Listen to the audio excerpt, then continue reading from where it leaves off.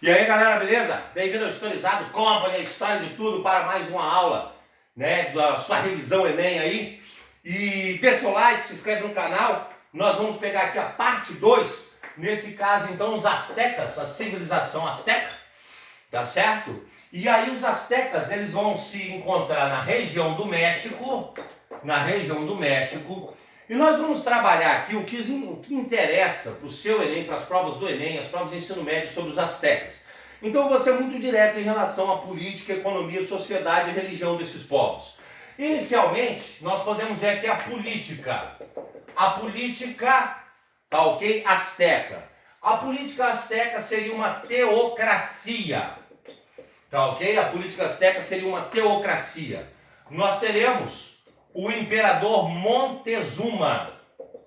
Montezuma será o imperador do Império Azteca ou da Confederação Azteca. E Montezuma, então, ele é o imperador e ele é o representante dos deuses. Montezuma, ele falaria com os deuses, né? Então, na verdade, ele lembra um pouco o Patesi da Mesopotâmia, ou Patesi, como preferirem chamar. Ele é um líder político e também é um líder religioso. Só que Montezuma, no Império Azteca, ele não é um deus na terra, ele fala com os deuses. Outro ponto político que nos interessa é a capital azteca. A capital, Tenochtitlan. Tenochtitlan. Por que nos interessa a capital Tenochtitlan? Galera, quando o europeu chegou na Confederação Azteca, ele ficou impressionado com a grande construção que era ela. Duas gigantescas pirâmides, né? A pirâmide do Sol, a pirâmide da Lua, saneamento básico, ou seja, separava a água suja da água limpa, sistemas, né, de redes fluviais para justamente as embarcações andarem. Então a cidade de Tenochtitlan era maior do que a cidade de Madrid na Espanha. Então os caras ficaram impressionados com aquilo. E aí a capital asteca, ela vai ser dominada pelos espanhóis e os espanhóis vão aterrar Tenochtitlan. Eles vão aterrar a capital asteca. Porque o espanhol, galera, na sua colonização, ele tinha o hábito de dominar o território, aterrar a cidade do povo vencido e construir a cidade espanhola em cima. Compreenderam? Porque para o espanhol, Deus deu a terra para ser dominada. Então, se ele tinha montanhas, ele cortava as montanhas e planava. Se ele dominava outro povo, ele construía a cidade dele em cima. Diferente dos portugueses, que via a natureza para ser dominada, mas não ser modificada. Por isso que as construções portuguesas acompanham os morros. Daí você vê aqui, né, principalmente na região das Minas Gerais, quem conhece, né, Ouro Preto, Mariana, você vê que os portugueses não tinham preocupação em deixar plana a região. Eles construíam as ruas no mesmo sentido. Quer dizer, hoje os carros quase caem das ruas que foram construídas, compreenderam? Porque a visão do português era essa. Mas já do espanhol tinha uma visão diferente. E o que nos interessa é que a capital Tenochtitlan era de extremo avanço, maior do que a própria Madrid. O espanhol vai soterrá-la para mostrar seu domínio, isso interessa para as provas. E claro, turma, os astecas, maias e incas são povos que tiveram seu auge na Idade Média. É isso mesmo, na Idade Média. Eles não são povos da antiguidade. Os astecas, maias e incas começam a se desenvolver já no fim da Idade Antiga. Os maias começam a se desenvolver e ter seu auge no século V depois de Cristo, quer dizer, já é a Idade Média. Os astecas e incas têm seu auge ali no século 13, 14 e 15. Aí o espanhol está chegando no auge da história desses povos, olha só. Entenderam? Está chegando no auge da história desses povos, olha que doideira. Tá entendendo? Então, esses povos, eles se parecem com povos como o Egito, a Mesopotâmia, tá entendendo? A Grécia, a Roma, mas eles não são do mesmo período. Então, eu quero que vocês entendam que os astecas mais incas têm seu auge na Idade Média, e aí, como a cidade de Tenochtitlan foi aterrada, como outras cidades foram aterradas, de vez em quando se encontra uma múmia asteca, e aí fala, essa múmia asteca era isso, era aquilo e tal, e dá uma ideia ainda maior de que esses povos eram mais antigos. Mas essas escavações, claro que encontram alguma coisa mais antiga soterrada normalmente. Mas essas escavações, esses encontros, muitas vezes foi feito pelo próprio aterro do espanhol, pelo próprio aterro que se fazia nas cidades. Compreenderam? Então não esqueçam, esses povos são da Idade Média, não da Idade Antiga, apesar de eles se parecerem com a Idade Antiga. Tá ok?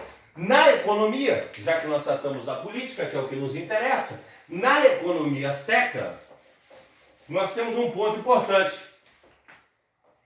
Na economia, nós temos o chamado modo de produção asiático. O modo de produção asiático. Mas vamos devagar. Tem muita coisa para se falar da economia asteca. Não é só o modo de produção asiático não, mas vamos devagar. A grosso modo, durante muito tempo, se pensava que a Confederação Asteca ela tinha somente o modo de produção asiático como a base econômica. O que é o modo de produção asiático? Ou seja, toda a terra pertence ao Estado e o camponês produz na terra, que é do Estado, todo um excedente que paga ao Estado como um tributo. O Estado tem a obrigação de armazenar, tá ok? Isso aí, e redistribuir em todos os grupos sociais. Esse é o modo de produção asiático. Mas nós teremos aqui uma coexistência com a escravidão, que foi descoberto que a Confederação Asteca tinha até comércio de escravo, e um comércio com moeda, usando a semente de cacau. Tá ok? Essa é que é a verdade. Então nós teremos um comércio com moeda usando a semente de cacau, a escravidão e o modo de produção asiático. Por que isso, galera? O historiador Ciro Flammarion Cardoso, ele vai fazer grandes estudos sobre as civilizações ameríndias.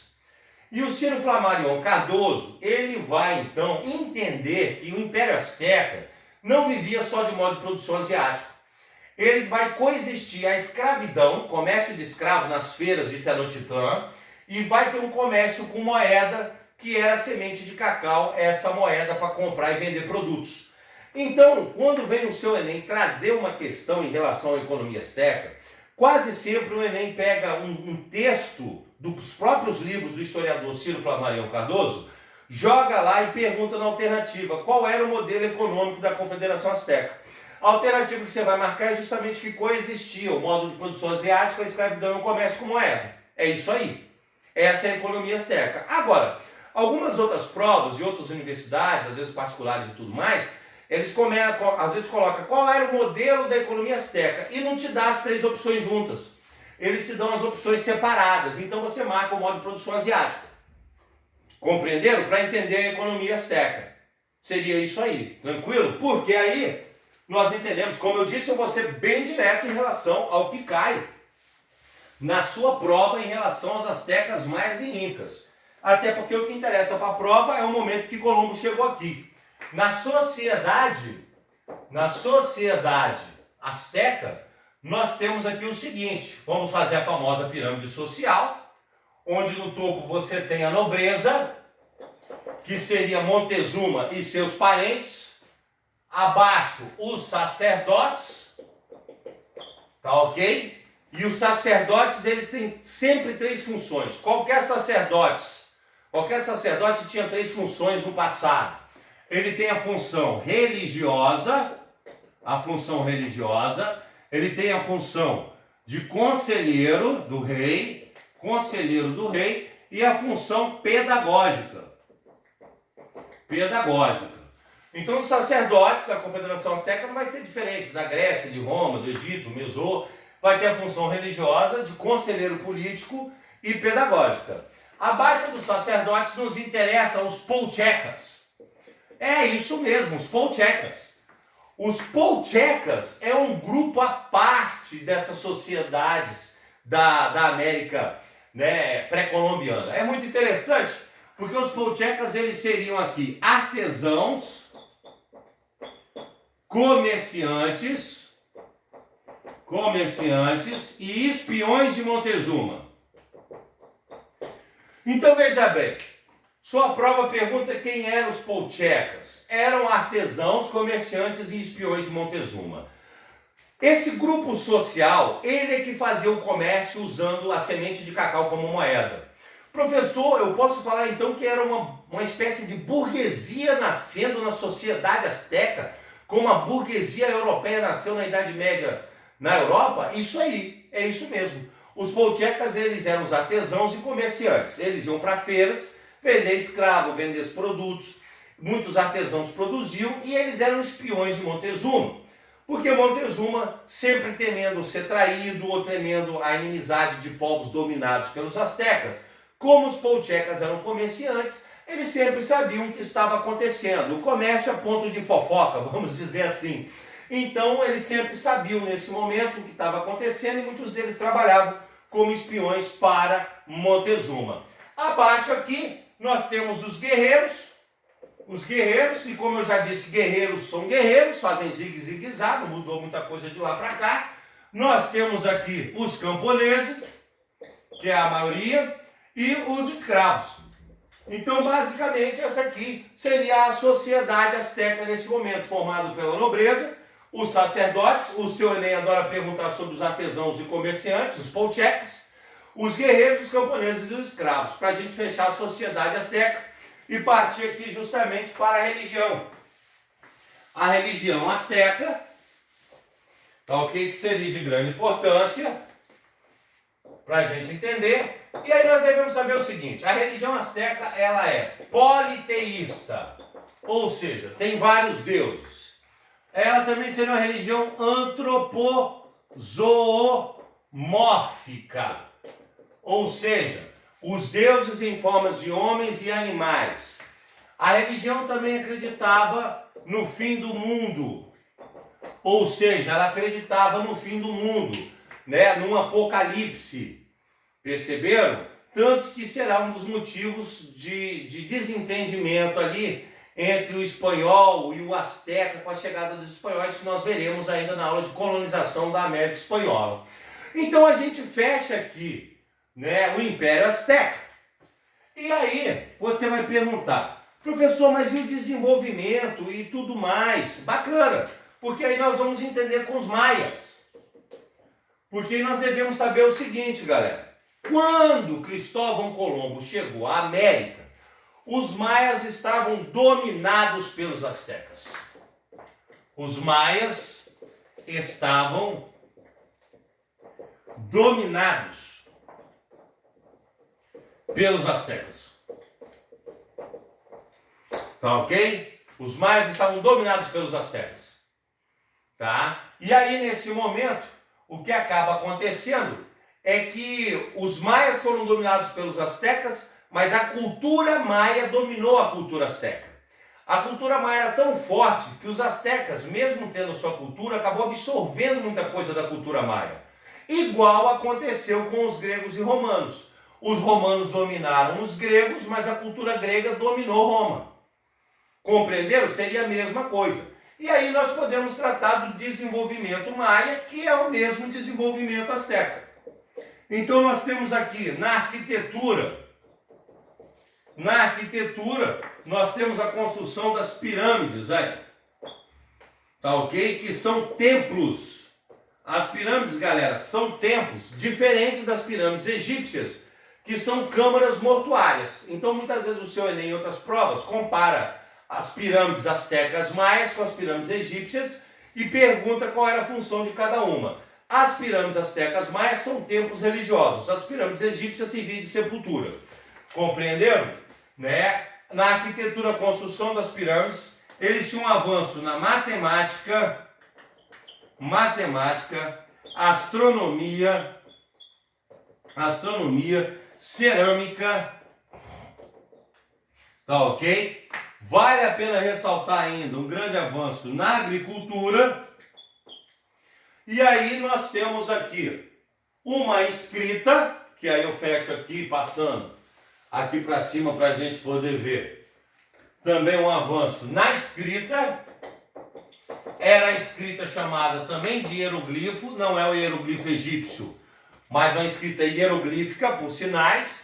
E aí nós temos dois pontos que nos interessam, muito interessante aqui, que vale a pena salientar, que é um jogo chamado POC Tapoc. O POC Tapoc, a galera sempre lembra do Eldorado. O POC Tapoc era um jogo onde eles jogavam com uma bola de borracha, Por incrível que pareça, os maias já tinham tecnologia para fazer uma borracha, não igual a nossa, mas tinham com o uso da seringueira. E aí o time tinha que passar dentro de um arco de pedra. O time que passasse a bola primeiro ganhava. E o capitão do outro time tinha a cabeça decapitada. Por isso essa ideia de selvageria do europeu. É o poc-ta-poc. E o outro grande lance, tá ok? Para os chocolatras de plantão, os viciados em chocolate, a invenção do chocolate. É isso aí. O chocolate era o elixir dos deuses. O chocolate era produzido pelos maias e depois pelos astecas e fazia parte das cerimônias religiosas. Eles também consumiam o chocolate puro ou às vezes adocicado ao mel. Por isso que a semente de cacau vai ter tanto valor, tanta importância. Porque eu quero que vocês entendam que o homem é que cria o valor das coisas. Para o europeu, o ouro e a prata tinham valor. Para os astecas mais incas, eles tinham uma abundância de ouro e prata aqui. E pedra preciosa. Todas essas pirâmides, todos esses templos eram tudo decorado dessa forma. Então não interessava para eles isso. E a semente de cacau tinha uma importância muito grande. E a semente de cacau, galera, é difícil, porque o cacau, ele não pode ser uma plantação sozinha. O cacau, ele se desenvolve no meio da floresta. Então tem que ter a floresta para ter cacau.